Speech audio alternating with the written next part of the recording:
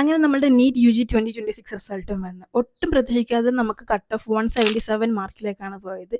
Like കഴിഞ്ഞ വർഷമൊക്കെ 113 മാർക്കായിരുന്നു. അതുകൊണ്ട് തന്നെ 140, 150, 160 മാർക്ക് റേഞ്ചുള്ള കുട്ടികൾ ക്വാളിഫൈ ആവുമെന്ന് വിചാരിച്ചിട്ട് അബ്രോഡ് അഡ്മിഷൻ എടുക്കാൻ വേണ്ടിയിട്ട് യൂണിവേഴ്സിറ്റിയിൽ ഇന്റർവ്യൂ അറ്റൻഡ് ചെയ്തിട്ടുണ്ടായിരുന്നു.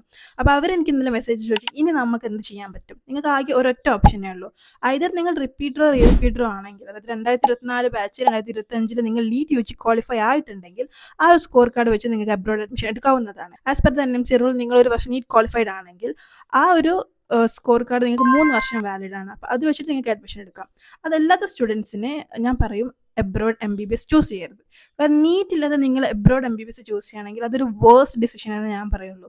കാരണം ഇപ്പം നിങ്ങൾക്ക് ഇന്ത്യയിൽ വന്ന് പ്രാക്ടീസ് ചെയ്യാൻ പറ്റില്ല. 2 നിങ്ങൾ GCC കൺട്രീസിലേക്ക് പോകാനാണ് ആഗ്രഹിക്കുന്നതെങ്കിൽ അവിടെ ഇപ്പോൾ യുദ്ധത്തിൻ്റെ കുറേ കാര്യങ്ങൾ നടന്നുകൊണ്ടിരിക്കുകയാണ്. അപ്പം ഇനി 6 വർഷം കഴിയുമ്പോൾ എന്താവും നമുക്ക് പ്രതീക്ഷിക്കാൻ പറ്റില്ല. അത്രയ്ക്ക് റിസ്ക് എടുക്കാൻ ആഗ്രഹമുള്ള ആൾക്കാരാണെങ്കിൽ ഓക്കെ ഫൈൻ. പിന്നെ USMLE, UK, PLAB ഇങ്ങനത്തെ എക്സാം.